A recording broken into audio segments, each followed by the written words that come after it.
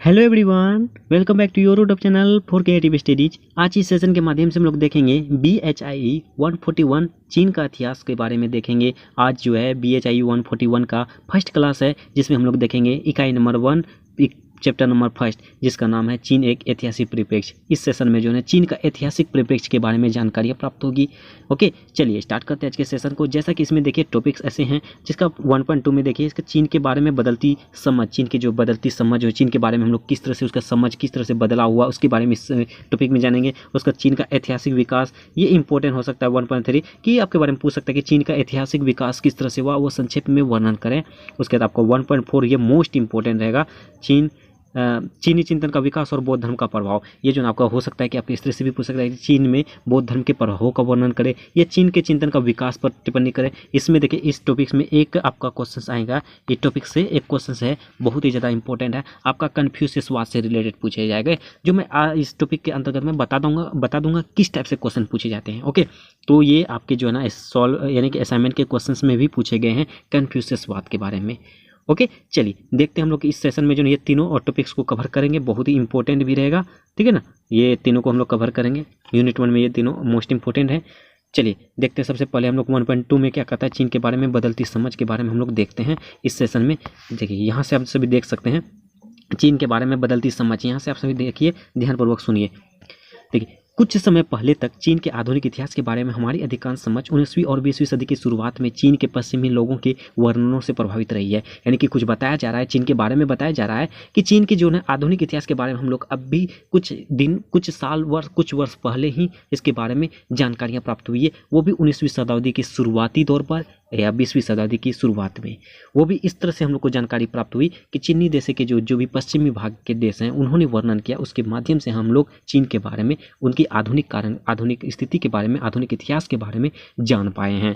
उसके बाद इसमें कहा जाता है, जैसा कि आप जानते ही हैं, ये पाठ्यक्रम 19वीं शताब्दी के मध्य से शुरू होता है। ये जो आप चीन के इतिहास के बुक जो पढ़ रहे हैं, ये जो आपका 1840 से 1978 तक का दिया गया है, यानी ओके 1978 तक का दिया हुआ है, यानी कि 19वीं शताब्दी के मध्य तक। इसमें वही कहा जाता है 19वीं शताब्दी के मध्य से शुरू होता है, जब चीन को पश्चिमी शक्तियों और बाद में जापान के हाथों अपमानजनक हार की श्रृंखला का सामना करना पड़ा। यानी कि चीन के जो पश्चिमी देश हैं उसके साथ उसके आक्रमण हुआ था, जिसमें चीन का ही हार हुआ था। उसके बाद जापान के हाथों में भी उसका अपमानजनक हार हुई थी। यानी कि बताया जाए कि चीन का जो ना, आप जैसे जानते हो ना, चीन अभी जो वर्तमान समय में अच्छा खासा शक्तिशाली है, वो लगभग 200 से 300 साल पहले जो है 17वीं शताब्दी 16वीं शताब्दी तक में वो उसका कुछ भी अस्तित्व नहीं था। उन्होंने बहुत ही कम समय में काफ़ी ज़्यादा प्रोग्रेस किया है।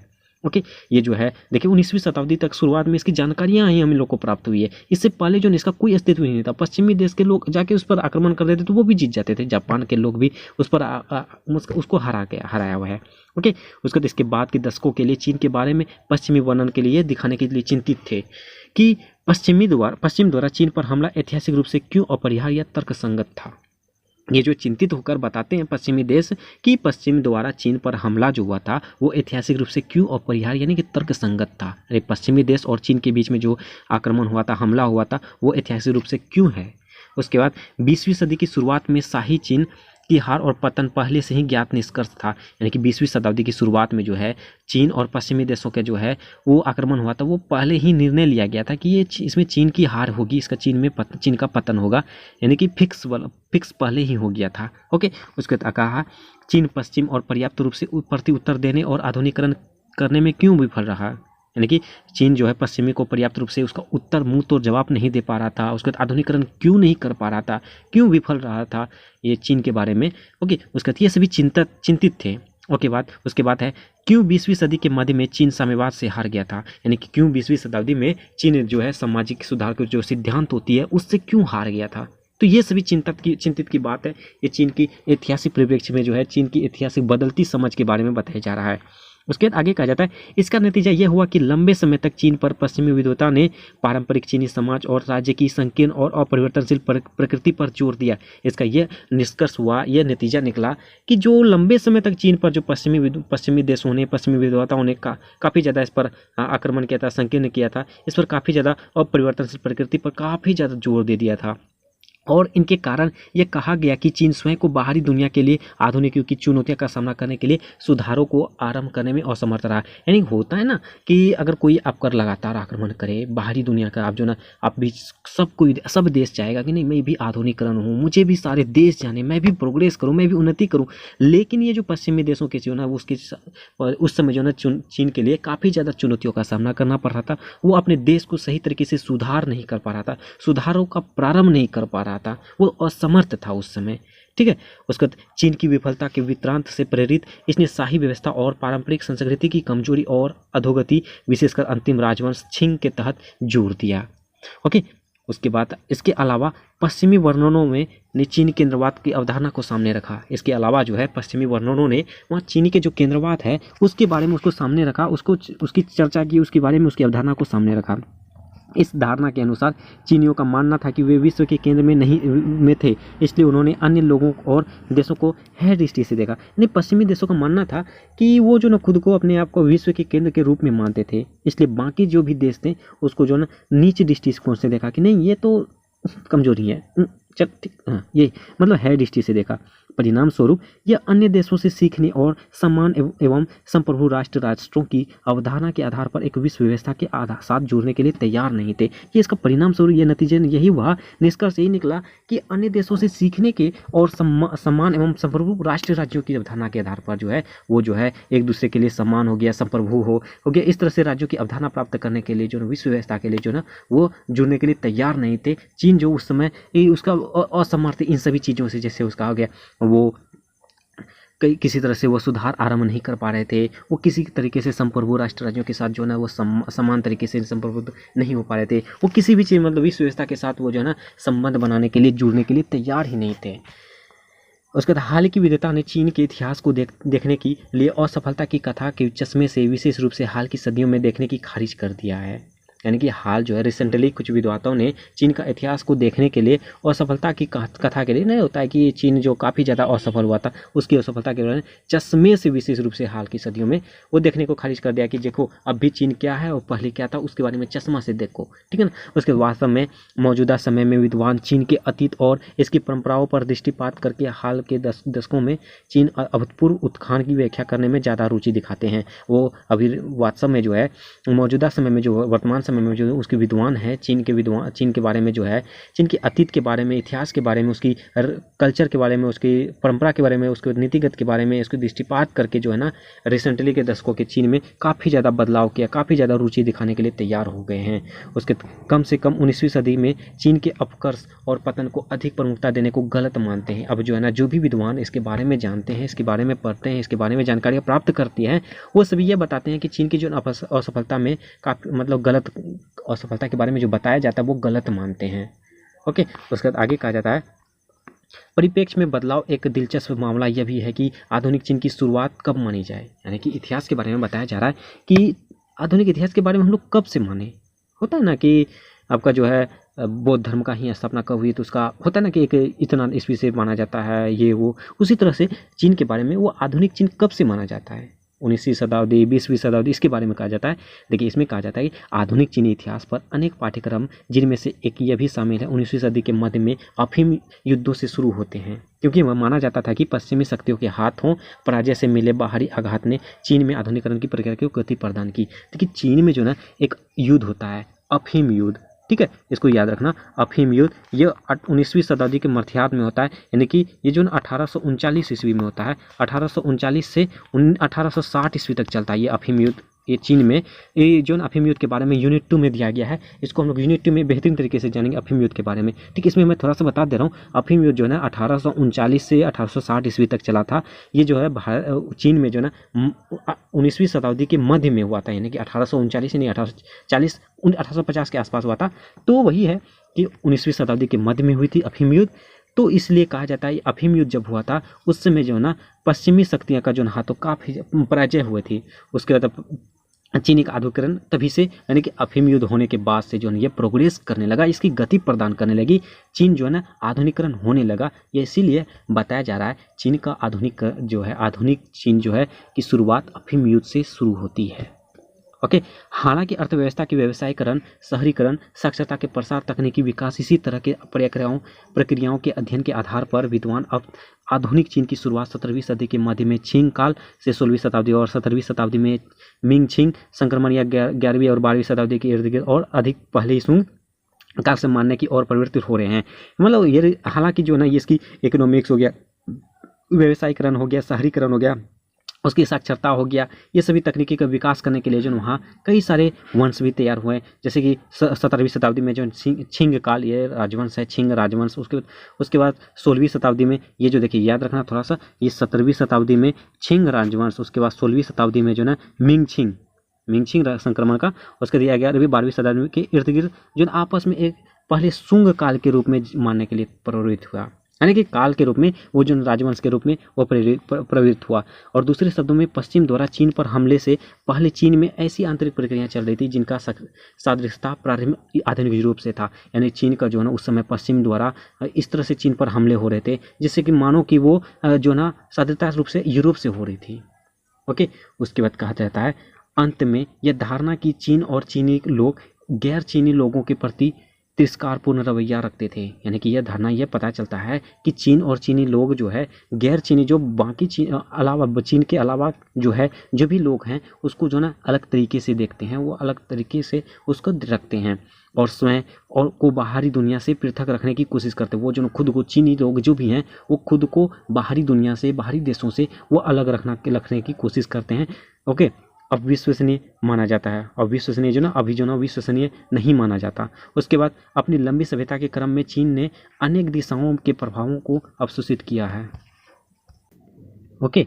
और यहाँ तक कि उनके द्वारा इसको गहराई से रूपांतरित किया गया है। इस संबंध में सबसे महत्वपूर्ण उदाहरण बौद्ध धर्म का है। अब बौद्ध धर्म का आगमन हो जाता है जो मध्य और दक्षिण पूर्व एशिया के माध्यम से भारतीय उपमहाद्वीप से चीन आया था, यानी बौद्ध धर्म जो है वो भारत के उपमहाद्वीप से दक्षिण और मध्य और दक्षिण पूर्व से वो मध्य और दक्षिण एशिया से वो चीन तक चला गया था। देखिए बौद्ध धर्म जो ना ये लगभग एशिया के लगभग सभी देशों में चला गया था, इसी तरह चीन में भी चला गया, ठीक है ना। इसके अलावा शाही चीन और को विदेशी व्यापार के प्रति उदासीन या उसके विदेशी विरोधी के रूप में देखने से हटकर वर्तमान विविधता की इस बात पर जोर देती है कि चीन वास्तव में यदि पहले नहीं हो तो कम से कम 16वीं शताब्दी के वैश्विक व्यापार प्रभाव में केंद्र था।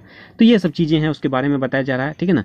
तो उसके बाद इससे पहले भी चीन अंतर एशियाई फलते फूलते व्यापार के रूप में भागीदारी था। इससे पहले जो है चीन जो है ना एशिया में मतलब व्यापार करने के लिए आगे आ रहे थे, भागीदार थे। और चीन के सबसे महत्वपूर्ण उत्पाद रेशम, चीनी, मिट्टी के बर्तन और चाय ने हमेशा दूर दराज के व्यापारियों को आकर्षित किया था। और इसके इतिहास में कुछ निश्चित अवधि को छोड़कर चीन के शासकों ने विदेशी व्यापार के लाभों को समझा था और इसे सुविधाजनक बनाया था। ओके, ये चीज़ें हैं चीन के बारे में बदलती समझ। देखिए धीरे धीरे चीन काफ़ी ज़्यादा बदला। शुरुआती तौर पर क्या हुआ था, देखो मैं सुना देता हूँ सिंपल लैंग्वेज में। शुरुआती तौर पर जो है आपका जैसे 19वीं शताब्दी 20वीं शताब्दी के शुरुआत में जो चीन की इतिहास जो थी वो काफ़ी ज़्यादा दर्दनाक थी। उसमें जो पश्चिमी देशों ने भी आक्रमण किया जिससे कि चीन को हार हुई। उसके बाद जापान ने भी आक्रमण किया जिससे कि हार हुई। इस तरह से वो चिंतित वो निम्न प्रकारों से हुई थी जिसके बारे में देखें। उसके बाद वो धीरे धीरे प्रोग्रेस किया। उन्होंने जो वो चीन जो है ना खुद को सुधारो नियम भी नहीं लागू कर पा रहा था और वो जो है विश्व के स्तर पर जो विश्व व्यवस्था के साथ जुड़ने के लिए भी तैयार नहीं था। उसके बाद धीरे धीरे वो प्रोग्रेस किया। और उसमें कहा जाता है कि चीन कब से माना जाता है, तो वो कहते हैं अफीम युद्ध से जो 1839 ईस्वी से 1860 ईस्वी तक चला था। तो उसी काल से जो है ना ये चीन का आधुनिक काल माना जाता है। ओके, तो वो धीरे धीरे जो ना राजवंश सिंह वंश धीरे धीरे प्रोग्रेस करता है। उसके बाद जो है ये 19वीं शताब्दी तक में चीन में बौद्ध धर्म का आगमन होता है और धीरे धीरे ये बदलते जाता है। और धीरे धीरे जो है ना उसके बाद चीन जो है वो व्यापार के रूप में भी भागीदार दे रहे थे, जिसके लिए ये महत्वपूर्ण उसका उत्पाद है। रेशम हो गया, चीनी हो गया, मिट्टी हो गया, बर्तन हो गया, चाय, ये सब चाय के लिए वो दूर दराज के व्यक्तियों ने इस पर आकर्षित हो गया था। ओके, तो ये सब चीज़ें हैं। उसके नेक्स्ट टॉपिक आपका रहेगा तो नेक्स्ट टॉपिक रहेगा आपका चीन का ऐतिहासिक विकास। ठीक है, इसमें देखिए क्या कहा जाता है, यूरेशियन भूभाग के पूर्वी छोर के क्षेत्र में आज जिससे चीन गठित होता है वह महाद्वीप आकार और विविधता का क्षेत्र है। ये जो है चीन के बारे में कहा जा रहा है, वो जो पूर्वी छोर पर जो क्षेत्र हैं वो जो कि आज चीन से गठित होता है, चीन के रूप में हम लोग जाने जाते हैं हम लोग उसका, तो वो जो है उसका आकार एक महाद्वीप के तौर पर और विविधता का क्षेत्र का आकार का था। उसके बाद इसमें दो प्रमुख पश्चिम पूर्व नदी प्रणालियाँ के येल्लो और यांगसी नदियों के उपजाऊ मैदान शामिल हैं। इसमें जो ना दो प्रमुख नदी हैं, येल्लो और यांगसी। इसका क्षेत्र जो है पश्चिमी पूर्वी है। ओके, ये जो ना काफ़ी ज़्यादा मैदानी उपजाऊ क्षेत्र हैं। येल्लो नदी और यांगसी नदियाँ के जो क्षेत्र है ना वो काफ़ी ज़्यादा उपजाऊ मैदान थे। उसके बाद इसके साथ अनेक जल मार्ग भी हैं। इसमें जो ना अनेक जलमार्ग भी हैं। एक लंबा तटीय क्षेत्र जो विशेष रूप से दक्षिणी भाग में संकीर्ण और पहाड़ी है। इसकी जो लंबा क्षेत्र जो है ना काफ़ी ज़्यादा लंबा क्षेत्र, विशेष तौर पर इसका दक्षिण भाग में, जैसे कि देखिए यहाँ देखिए आप पश्चिम पूर्व में जो है ये नदी है, उसके बाद इसका दक्षिणी भाग में जो ना एक पहाड़ है। ठीक है, ये पहाड़ है ये। उसके बाद कहा जाता है दक्षिणी और दक्षिण पश्चिम में घने जंगलों वाली पहाड़ियाँ हैं। दक्षिण और पश्चिम भागों में इसके घने जंगलों वाली पहाड़ियाँ हैं और ऊंची तिब्बती पठार, और उसके आगे पश्चिम और दक्षिण पश्चिम में हिमालय की श्रृंखला इसका भाग है। और इसके आगे जो है पश्चिम और दक्षिण पश्चिम में हिमालय की श्रृंखला पर इसका भाग है। मतलब कि दक्षिण पश्चिम में जो है इसका नेपाल भाग में जो स्थित है ये हिमालय वो स्थित है, इसकी श्रृंखलाएँ का भाग है। ओके, और इसके अतिरिक्त इसके सुदूर पश्चिम और उत्तर पश्चिम में एक विशाल और शुष्क रेगिस्तानी क्षेत्र और उत्तर पूर्व में साइबेरिया की सीमा से लगे वनों का समशीतोष्ण क्षेत्र आते हैं। इसमें कहा जाता है मतलब ये चीन है, चीन के आगे पीछे उत्तर दक्षिण सभी तरह किस प्रकार की क्या चीज़ें हैं इसके बारे में बताया जा रहा है। ठीक है ना, तो ये सब चीज़ें हैं। ओके ना, चलिए आगे है। चीन के हाल के दशकों में असाधारण पुरातात्विक सामग्री की खोज यह दर्शाती है कि प्रारंभिक दूसरी शताब्दी ईसा BCE के से इस भूखंड के व्यापक रूप से फैले हुए क्षेत्रों में कांस्य युग की सभ्यता के अनेक केंद्र थे। यानी चीन के बारे में बताया जाता है चीन के जो दशक थे वो असाधारण तरीके से पुरातात्विक सामग्री, पुरातत्व जो है आपका इतिहास में जो है इतिहास के एक सबूत के तौर पर पुरातात्विक सामग्री होता है, उसकी खोज में ये दर्शाती है कि जो है शुरुआती दौर पर जो है चीन में जो है ना जैसे कि दूसरी शताब्दी ईसा पूर्व ठीक है, उसके भूखंड व्यापक रूप से फैले हुए क्षेत्र था। वहाँ पे जो ना क्या होता था कांस्य युग, जैसे कि कांस का जो ना उपयोग होने लगा, तो वो एक प्रकार का एक केंद्र के रूप में जाना जाता था।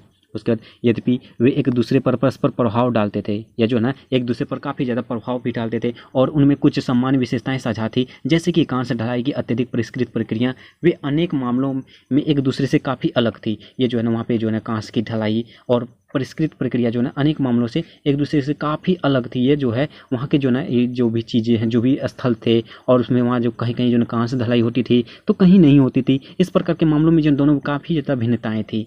ओके, उसके बाद आगे कहा जाता है कि अब तक सबसे व्यापक सामग्री उत्तरी चीन के अन्यान क्षेत्र में पाई गई और उनकी पहचान सांग के रूप में ज्ञात एक राज्य के केंद्र के रूप में हुई है। ये जो अब तक के में सबसे बड़ा सामग्री के रूप में जो चीन के उत्तरी भाग में एक क्षेत्र है जिसका नाम है अन्यांग क्षेत्र, उसमें पाई गई है।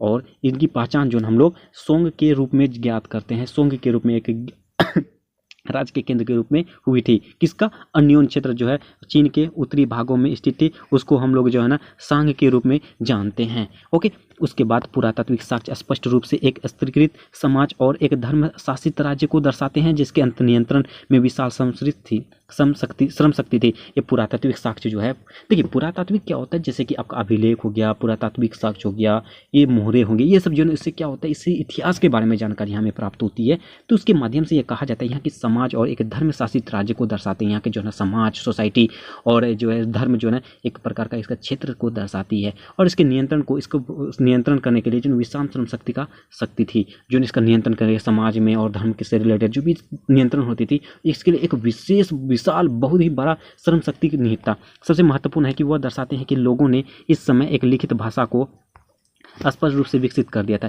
इसमें एक विशेष रूप से यह है कि इसमें जो एक भाषा को स्पष्ट कर दिया था, जो काफ़ी विकसित भी किया था इसमें, ठीक है ना, इसके बारे में कहा जा रहा है। उसके आगे कहा जाता है जिसको वर्तमान चीनी लिपि की पूर्वगामी लिपि के रूप में पहचाना गया है, जिसको वर्तमान समय में प्रेजेंट टाइम में जो है चीनी लिपि के पूर्वगामी लिपि के रूप में पहचाना है। जैसे कि अपना इंडिया में ना देवनागरी लिपि हो गया, ये सब चीज़ें जो है अपना उसी तरह से चीन में जो है चीनी लिपि के रूप में हम लोग जानते हैं। यह मुख्य रूप से हजारों पाठ्यान स्थितियों के अवशेषों द्वारा देखा जाता है। इसके जो हजारों प्रख्यात अस्थियों द्वारा हम लोग को पहचान सकते हैं, जैसे कि पुरातत्व के माध्यम से, हड्डियों के माध्यम से, औजारों के माध्यम से, मोहरे के माध्यम से हम लोग जानते हैं। उसी तरह से ये प्रख्यात अस्थियों के अवशेषों से जो इसकी सबूतों के माध्यम से हम लोग प्राप्त कर सकते हैं कि जिसके माध्यम से सांग वंश के शासकों ने दिव्य दुनिया के साथ बातचीत करने की कोशिश की, जो दिखाई नहीं देने ऐसी दुनिया के साथ हम लोग ये सब बात करने के लिए कोशिश भी की थी। कौन? सांग वंश के शासक ने।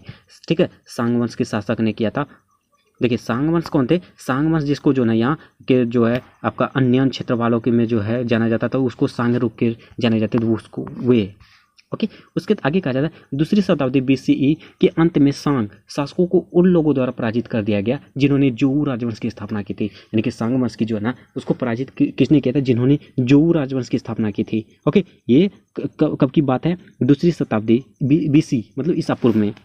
उसके बाद कहा था यह चीनी इतिहास में सबसे लंबे समय तक चलने वाला राजवंश था। ये जो है चीन जो है सांग वंश जो है चीनी में सबसे ज़्यादा लंबे समय तक मतलब कि सबसे अधिक दिनों तक, अधिक वर्षों तक शासन करने वाला राजवंश था। इसका अंत तीसरी शताब्दी BC में हुआ। इसकी अंत जो है तीसरी शताब्दी ईसा पूर्व में हुआ। जोऊ पहला राजवंश है जिसके लिए साहित्यिक रिकॉर्ड उपलब्ध है। जोऊ एक राजवंश है जो इसके लिए जो साहित्यिक रिकॉर्ड भी कायम कर लिया था। ठीक है, और यह वह समय है जब चीन में विचारों के सबसे महत्वपूर्ण शास्त्रीय मतों को की नींव रखी गई थी। यह उस समय की बातें हैं जब चीन के विचार में को जो है एक महत्वपूर्ण शास्त्रीय मत का नींव रखी गई थी। महत्वपूर्ण शास्त्रीय जो होती है, शास्त्रीय होती है, नीति शास्त्री, वही क्षेत्रों का नींव रखी थी। ठीक है, उसके बाद इसके अलावा लोहे के उपयोग से कृषि उत्पादकता और धन दौलत में वृद्धि हुई। इसके जो है इसके अलावा जो है लोहे के उपयोग से, कांस के उपयोग से, इन सभी उपयोगों से जो है काफ़ी ज़्यादा कृषि में काफ़ी ज़्यादा और धन दौलत में, इकोनॉमी में, अर्थव्यवस्था में इसकी जो है काफ़ी ज़्यादा वृद्धि हुई, प्रोग्रेस किया। और शक्तिशाली सैन्य हथियारों में बहुत अधिक वृद्धि हुई। इससे जो है आपका देखिए राजनीतिक, आर्थिक, अर्थव्यवस्था, कृषि, ये सभी चीज़ों में जो है काफ़ी ज़्यादा प्रोग्रेस किया। उसके बाद इन्होंने हथियारों में भी काफ़ी ज़्यादा वृद्धि हुई। हालांकि जोऊ शासकों द्वारा सीधे शासित वास्तविक क्षेत्र बहुत बड़ा नहीं था। ये जोऊ शासक के जो ना साम्राज्य था उसका क्षेत्र काफ़ी ज़्यादा बड़ा भी नहीं था, और शाही परिवार और कुलीन वर्ग के सदस्यों द्वारा शासित एक बहुत बड़ा क्षेत्र था जो जोऊ अधिपति के प्रति निष्ठा रखते थे। ये जो ना शाही परिवार हो गया, उसके बाद कुलीन वर्ग, छोटे छोटे वर्ग के सदस्य जो ना वो जोऊ वंश से जो ना जोऊ वंश से तो काफ़ी ज़्यादा बड़ा था, और उसके जो है काफ़ी ज़्यादा प्रतिष्ठा निष्ठा भी रखते थे ये सभी। और उसके बाद जोऊ काल के बाद के भाग में लगभग 8वीं शताब्दी BC ने जो जोंगुओ के रूप में जाने वाले क्षेत्रों में रियासतों के बीच प्रतिद्वंद्विता और युद्ध बढ़ गए। यानी जोंगुओ के बीच जो है सब दोनों के बीच काफ़ी ज़्यादा झगड़ा और रियासत, उसके प्रतिद्वंद्विता, युद्ध, ये सब चीज़ें आपस में बढ़ने लगी, जिससे कि कुछ और अधिक शक्तिशाली हो गए। और जो ना कुछ तो ये जिससे कि जो ना ये जोऊ जो ना काफ़ी ज़्यादा शक्तिशाली भी हो गया, और इससे कमज़ोर प्रतिद्वंद्वियों को निगल गए। और जो कमज़ोर प्रतिद्वंदी थे, जो विरोधी थे, जो सामने वाले थे, आक्रमणकारी थे, उसको जो ना काफ़ी ज़्यादा मतलब कि उसको हरा दिया, पराजय किया। उसके वास्तव में जोऊ काल की अंतिम 2 सदियों को युद्ध लिप्त राज्यों के काल के रूप में जाना जाता था। मतलब जोऊ काल के बारे में कहा जाता है कि जोऊ काल का जो ना लास्ट के समय जो ना वो सिर्फ युद्धों के लिए जाना जाता है, वो युद्ध में लिप्त राज्यों के रूप में जाना जाता है। वो धीरे धीरे जो ना लिप्त होते गया युद्धों के माध्यम से। उसका यह प्रतियोगिता चीन के उत्तरी पश्चिमी क्षेत्र में छिंग राज्य के शासक की जीत के साथ समाप्त हुई, जिसने एक एकीकृत साम्राज्य स्थापित किया।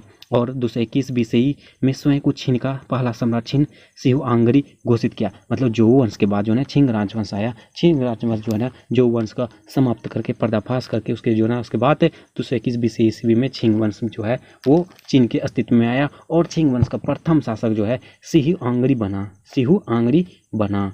ठीक है, तो ये है चीन के ऐतिहासिक विकास के बारे में। उसके बाद नेक्स्ट टॉपिक आपका मोस्ट इंपॉर्टेंट टॉपिक आपका रहेगा चीनी चिंतन का विकास और बौद्ध धर्म का प्रभाव। चीनी चिंतन का विकास और बौद्ध धर्म का प्रभाव। इसमें देखिए इसमें क्या कहा जाता है। इसमें जोऊ के तहत धन दौलत की वृद्धि और नई प्रौद्योगिकी के उदय के साथ साथ इस अवधि में उत्तरार्ध में बढ़ती युद्ध और व्यवस्था के भंग होने के एक प्रकार की सामाजिक और बौद्धिक उत्तेजना को बढ़ावा मिला, और तथाकथित 100 मतों का प्रदर्शन हुआ। यानी कि कहा जाता है जब जोऊ वंश था उसके दौलत जो है ना, जोऊ वंश के समय में देखे थे ना अभी जस्ट लोहे का उपयोग से कृषि उत्पादकता, धन दौलत, उसके शक्तिशाली सैन्य हथियारों में काफ़ी ज़्यादा वृद्धि हुई थी। इससे जो है यही कहा जा रहा है कि धन दौलत में भी वृद्धि हुई थी, प्रौद्योगिकी नई नई टेक्नोलॉजी में, नई नई तकनीकों में काफ़ी ज़्यादा विकास किया था जोऊ वंश। उसके इसके जब उत्तराधार में बढ़ते हुए युद्ध को जो ना, जैसे लास्ट समय में इन्होंने युद्धों से काफ़ी ज़्यादा ग्रसित हुआ था, उसके युद्धों के कारण भंग होने से जो ना सामाजिक स्तर इसको काफ़ी ज़्यादा बढ़ावा मिला था। ठीक है, तो ये बातें हैं। उसके बाद काफ़ी ज़्यादा उसके बाद विभिन्न दार्शनिक और विचारों ने अपने चारों ओर हो रही तेजी बदलावों में के बारे में समझ बनाने की कोशिश की। इसके बाद जो है चीन के लोगों की क्या हुआ, दार्शनिक लोगों और विचारक जो है थिंकर्स जो थे, उन्होंने चारों तरफ से जो है इसकी तेजी तरीके से बदलाव के बारे में जानने की समझने की कोशिश करने लगा। क्योंकि जैसे 19वीं शताब्दी 20वीं शताब्दी तक जो है ये चीन जो ना काफ़ी ज़्यादा मतलब नहीं के बराबर स्थिति में आया था। वो धीरे धीरे जब प्रोग्रेस करने लगा था, धीरे धीरे जब उसकी धन दौलत आर्थिक स्थिति अर्थव्यवस्था स्थिति सुधरने लगी, तो वो उसके विचारक जो है काफ़ी ज़्यादा इस पर ध्यान देने लगे, इसकी बातों पर समझने की कोशिश करने लगी। उसका निश्चित रूप से उनमें से सबसे प्रसिद्ध और सबसे प्रभावशाली कन्फ्यूशियस था। ये जो है ना, इस निश्चित रूप से कहा जाता है कि उनमें से एक महत्वपूर्ण प्रसिद्ध फेमस और प्रभावशाली कौन था, कन्फ्यूशियस था। कन्फ्यूशियस जो था ना एक शासक था और शिक्षक भी था और सलाहकार भी था, ठीक है ना। इसके बारे में उन्होंने चीन के बारे में जानने की कोशिश किया सबसे पहले, ठीक है ना। उसके बाद जो 550 BCE में पैदा हुआ था, नहीं कन्फ्यूशियस का जन्म जो है ना 550 BCE में पैदा हुआ था। देखिए कन्फ्यूशियस बात के बारे में ही आपको एग्जामिन में पूछा गया था, ठीक है ना। उसके बाद और जिन्हें चीनी में मास्टर कुंग या कुंग फूजी के नाम से जाना जाता है। मतलब कि कन्फ्यूशियस को जो है ना मास्टर कुंग या कुंग फूजी के नाम से जाना जाता है, ठीक है ना। कन्फ्यूशियस ने जो व्यवस्था का टूटना देखा उस पर अफसोस जाहिर किया और नैतिक पतन का इसका कारण माना। यानी कन्फ्यूशियस जो इन व्यवस्थाओं को, इन चीज़ों को टूटते हुए देखा, सपना को टूटते हुए देखा, काफ़ी ज़्यादा सैड हुए, काफ़ी ज़्यादा अफसोस हुआ, जिससे कि वहाँ का जो पतन इसका कारण भी बनाया, इसके पतनों का मुख्य कारण यही बताया था, ठीक है ना। उन्होंने ये स्वर्णिम दिनों में की तरफ दोबारा लौटने की विनती की जब लोगों के बीच संबंध और पारस्परिक कर्तव्यों को आधार भाव को देखा जाता था। यानी कि उन्होंने एक जो ना ये ऐसे दिनों को काफ़ी मतलब दोबारा ना देखें, इसके लिए उन्होंने सबसे विनती किया और लोगों के बीच जो आपसी रिलेटिव बनाने के लिए, संबंध बनाने के लिए, पारस्परिक कर्तव्य को आदर भाव से देखने के लिए कहा। जैसे कि शासक और शासित के बीच, पिता और पुत्र के बीच और अन्य पारिवारिक रिश्ते, यानी कि आपस में जो ना भाईचारे के रूप में रहने की कोशिश करें। जैसे कि पिता हो गया, पुत्र हो गया, उसके बाद अन्य पारिवारिक रिश्ते, मतलब ये रिश्तेदारी के रूप में हम लोग को रहना होगा। लेकिन अधिक महत्वपूर्ण रूप से यह माना था कि व्यवस्था और समृद्धि को सही मायने में पुनर्स्थापित किया जा सकेगा। ऐसे जो सही तरीके से हम लोग महत्वपूर्ण रूप से हम लोग ये मानना होगा कि व्यवस्था और समृद्धि को सही मायने में हम लोग पुनर्गठित किया जा सकेगा। जब प्रतिभाशाली देश पर शासन करेंगे, जो प्रतिभाशाली जो है व्यक्ति जो सही में योग्य शासक हो, वो तब देश का शासक बन जाएंगे, ठीक है। कन्फ्यूशियस का मानना था कि ऐसे पुरुषों के लिए आवश्यक गुण जन्म पर नहीं बल्कि शिक्षा और योग्यता पर निर्भर करते हैं। यानी कन्फ्यूशियस बोलते हैं कि चीन का जो शासक ऐसे व्यक्तियों को बनाना चाहिए जो सच में प्रतिभाशाली हो, और वो प्रतिभाशाली ये जरूरी नहीं है कि वो जन्मदाता ही हो, जन्म से ही वो अच्छी हो, या तो आप सरकार जो है ना शासक की बेटा शासक बनेगा। तो इसके बारे में कन्फ्यूशियस बोला कि नहीं, शासक वही बनेगा चाहे वो जो है ना उसका गुण जो है शिक्षा में बेहतर हो, योग्यता सही तरीके से हो, मतलब कि शिक्षा और योग्यता पर निर्भर करते हों। शिक्षा के माध्यम से अर्जित योग्यता की प्रधानता और दैवीय अधिकार पर आधारित सरकार की बजाय सद्गुण द्वारा सरकार की धारणा कन्फ्यूशियसवादी दर्शन की विशिष्ट विशेषताएं के हैं। यानी कि कहा जाता है कि शिक्षा के माध्यम से जो अर्जित योग्यता होती है उसकी प्रधानता को महत्व दिया गया, और उसको दैवीय अधिकारों पर आधारित सरकार की बजाय जो है ना उस सद्गुण द्वारा सरकार की धारणा के। देखिए कन्फ्यूशियसवादी दर्शन की विशिष्ट विशेषताओं का वर्णन करिए, इसी के माध्यम में आपको पूछा गया था, ठीक है ना। उसके बाद में कन्फ्यूशियस के शिष्य मेंसियस यह तर्क देकर इस विचार का विस्तार किया कि लोगों को एक गैर सदाचारी शासक के खिलाफ विद्रोह करने का अधिकार भी था। यानी कि कन्फ्यूशियस के एक शिष्य था, चेला था, उसका जो ना मददगार था जिनका नाम था मेंसियस। उन्होंने ये बताया कि इसका विचार का विस्तार करते हुए कि लोगों को गैर सदाचारी शासक के रूप में विद्रोह करने का भी अधिकार था। ओके, उसके बाद यहाँ देखिए आगे कहा जाता है कन्फ्यूशियस स्थानीय शासक के एक शिक्षक और सलाहकार थे, ठीक है ना। उसके बारे में बताया जा रहा है, और उनकी बातें उनके शिष्यों द्वारा उनके जीवन काल के बाद एकत्र की गई एनालॉग्स के नाम से उनका संकलन किया गया। यानी कि कन्फ्यूशियस की जीवनी के बारे में जो बताया गया था उसके शिष्य के माध्यम से उसका नाम रख दिया। जैसे कि नहीं होता है अकबर के बारे में बताया तो अकबरनामा, बाबर के नाम बताया तो बाबरनामा, तो अकबर का जैसे अबुल फजल लिखा था उसी तरह से में कहा जाता है कन्फ्यूशियस का जो ना उसका बारे में, जीवन के बारे में बताया था तो उसको जो ना एनालॉग्स के नाम से जाना जाता है। एनालॉग्स के बारे में, एनालॉग्स में जो है कन्फ्यूशियस की जीवनी के बारे में बताया गया है। ओके, उनका धर्म की बजाय एक सामाजिक राजनीतिक नैतिक दर्शन था, ठीक है ना। उसका लेकिन चीनी समाज पर उनका प्रभाव संभवतः किसी और व्यक्ति की तुलना में अधिक और चिरस्थायी था। ये जो चीनी की अपेक्षा जो है चीनी समाज में जितना भी इसका प्रभाव था बेसिकली उसकी जो किसी और व्यक्ति का तुलना में जो ना किसी व्यक्ति और की तुलना में काफ़ी ज़्यादा मतलब अधिक और चिरस्थायी था, और लगभग एक ईश्वर की तरह उनको आदर दिए जाते थे। किसको? कन्फ्यूशियस को जो है एक भगवान की तरह पर वहाँ पर मानते थे। जो भी चीज़ें करवाते थे वो सही तरीके से वो अपना देश के बारे में सोचते थे, ठीक है ना। उसके बारे में कहा जाए व्यवस्था और पदानुक्रम का सम्मान करने वाली प्रधानता, जन्म की अपेक्षा शिक्षा की कदर करना और शासन के नैतिक आधार से संबंधित उनकी शिक्षाएं पारस्परिक चीनी लोकाचार का अभिन्न हिस्सा बन गई। यानी व्यवस्था और पदानुक्रम को सम्मान करने के लिए जो है उसको शिक्षा पर ज़्यादा से ज़्यादा वो प्रधानता दिया। जन्म की अपेक्षा जो वो जो ना, जैसे कि अभी जस्ट बताया था ना कि शासक वही बनेगा जो शिक्षित हो और योग्यतापूर्ण हो। तो वही कहा जाता है कि इन्होंने जो ना कन्फ्यूशियस के बारे में बताया जा रहा है कि इन्होंने जो है ना वो जन्म पर आधारित ये शासक बने, वो उन्होंने नहीं इस पर फोकस किया। उन्होंने कहा शिक्षा और योग्यता पर जो महत्व होंगे वो वही यहाँ का शासक बनेंगे, ठीक है। उसके बारे में आगे कहा जाता है मोटे तौर पर उसी अवधि के आसपास जब कन्फ्यूशियस ने अपनी शिक्षाओं की व्याख्या की और एक और बहुत अलग दर्शन उत्पन्न हुआ। मोटे तौर पर जो है ना बेसिकली जो है उसकी अवधि के आसपास जो जब कन्फ्यूशियस ने अपनी शिक्षाओं की व्याख्या के बारे में जो अलग दर्शन उत्पन्न हुआ था, जिसने दाओवाद के नाम से जाना गया है, ठीक है ना। इसके विचारों का संबंध लाओ जी से माना जाता है। इसकी जो ना विचारों का संबंध जो ना लाओ जी है उससे माना जाता है। इसके मूल ग्रंथ को दाओ दे जिंग कहा जाता है। इससे मूल ग्रंथ को, देखिए मूल ग्रंथ होता नहीं, ये सब चीज़ें हैं जो दाओ दे जिंग कहा जाता है। उसके बाद सामाजिक व्यवस्था संरचना और प्रशासन पर कन्फ्यूशियसवादी जोर देने के विपरीत दाओवाद का मानना था कि मनुष्य को चीज़ों के प्राकृतिक क्रम में अनुरूप जीवन व्यतीत करना चाहिए। यानी कि दाओवाद जो थे, यहाँ देखिए दाओवाद के नाम से जाना जाता है क्या, उसके दो दर्शन के उत्पन्न हुए थे उसको, जिसको दाओवाद के नाम से जाना जाता, उसका मानना था कि दाओवाद का मानना था कि मनुष्य की जो चीज़ें होंगी वो प्राकृतिक रूप से उसका जीवन पर व्यतीत करना चाहिए, ठीक है, जिसको समानता मार्ग के रूप में अनुवादित किया जाता है। उसके बाद दाओवाद और रहस्यवादी दर्शन था। दाओवादी जो है एक रहस्यवादी दर्शन था जो सहजता और स्वाभाविकता और अंतर्ज्ञान या सहज बोध का महत्व देता था, ठीक है। जहाँ कन्फ्यूशियसवादी ग्रंथ प्रत्यक्ष नैतिकतावादी और उपदेशात्मक है, उनकी विपरीत दाओवादी कृतियाँ अक्सर पहलियाँ और दृष्टियों में व्यक्त की जाती थी। यानी दाओवाद के बारे में बताया जा रहा है, दाओवाद जो है एक रहस्यवादी थे और वो जो ना अलग तरीके से जो कन्फ्यूशियसवादी की ग्रंथ के बारे में वो नैतिकवादी और उपदेश जो भी दिए जाते थे उसके बारे में, उसके विपरीत दाओवादी कृतियाँ अक्सर जो वो पहलियाँ करते थे। जैसे कि आपका कन्फ्यूशियसवादी जो वो नैतिकतावादी करते थे, उसके तो उपदेश दिया करते थे, तो वहीं दाओवाद जो है वो अक्सर पहली और दृष्टियों में व्यक्त की जाती थी, ओके। और कन्फ्यूशियसवाद और दाओवाद के बिल्कुल अलग अलग दो मतों के सह अस्तित्व ने चीनी का मानविकता और आध्यात्मिक यानी कि बौद्धिक दुनिया को बहुत गहराई और जटिलता प्रदान की। यानी दोनों के बीच जो ना बिल्कुल अलग अलग तरीके से मतों के माध्यम से सह अस्तित्व ने चीनी और इसकी जो मानसिकता होगी या जो आध्यात्मिकता होगी और बौद्धिक होगी, इसकी दुनिया को काफ़ी ज़्यादा जटिलता प्रदान की थी। हालांकि कन्फ्यूशियसवाद को अंततः चीनी साम्राज्य की वैचारिक रूढ़िवादिता के कारण अंगीकार किए जाने से कन्फ्यूशियसवाद प्रधान स्थिति में नजर आता था। ये जो है ना चीनी साम्राज्य की वैचारिक तरीके से जो चीनी के लोग थे वहाँ पे जो विचार विमर्श के माध्यम से इन्होंने बताया कि अंगीकार से कन्फ्यूशियसवाद प्रधान स्थिति में था, मतलब कि दाओवाद से ज़्यादा अच्छे पद पर था कन्फ्यूशियसवाद। उसके बाद लेकिन इसने कभी भी दाओवाद के महत्व को विस्थापित नहीं किया। यानी कन्फ्यूशियसवाद जो है दाओवाद की जो भी बातें थी, जो भी महत्व थी, उसको कभी भी उसका इग्नोर नहीं किया, कभी भी विस्थापन नहीं किया था। उसके बाद जो विशेष रूप से सम्मानित जन और विद्वानों की चीनी कविता, चित्रकला और उनकी आंतरिक दुनिया में रमा हुआ था। जो उसकी जो है चित्रकला हो गया, विद्वानों की चीनी कविता हो गया, ये सभी चीज़ों पर उसकी दुनिया बसा हुआ था, रमा हुआ था।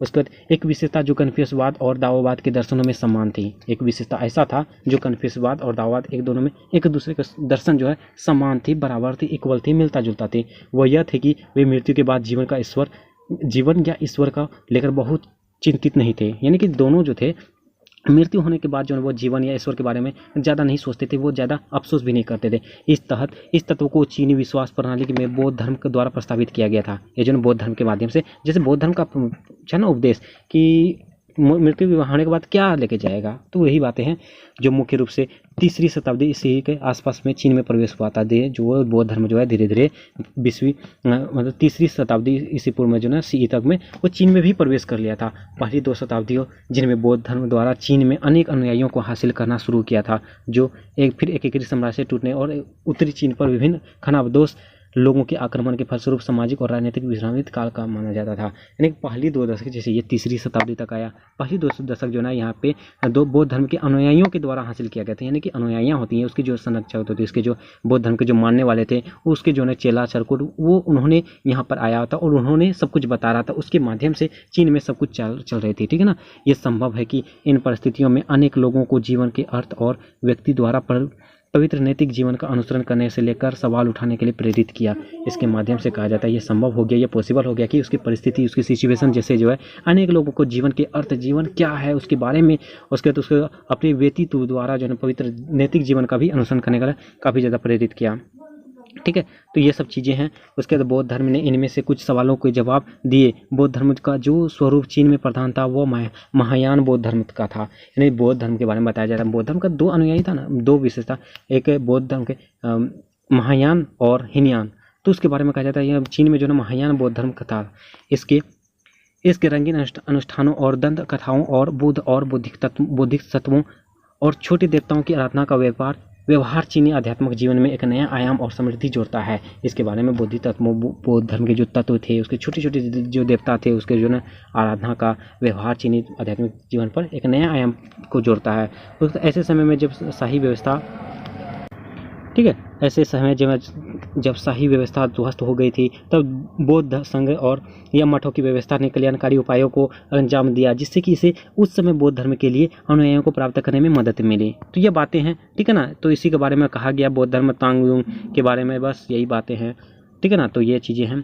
देखिए इसमें आप बस ये इसको देख लीजिएगा जितना तक कि वो सफिशियंट है। इसमें देखिए आप क्या कहा जाता है, देखिए क्वेश्चन नंबर ये तो उतना नहीं होगा। जैसे चीन के 2 पुराने राजवंशों के नाम बताइए। 2 राजवंश जैसे आपका छिंग राजवंश हो गया, तोऊ राजवंश हो गया, ये सब जो है 2 बारे में बताना है।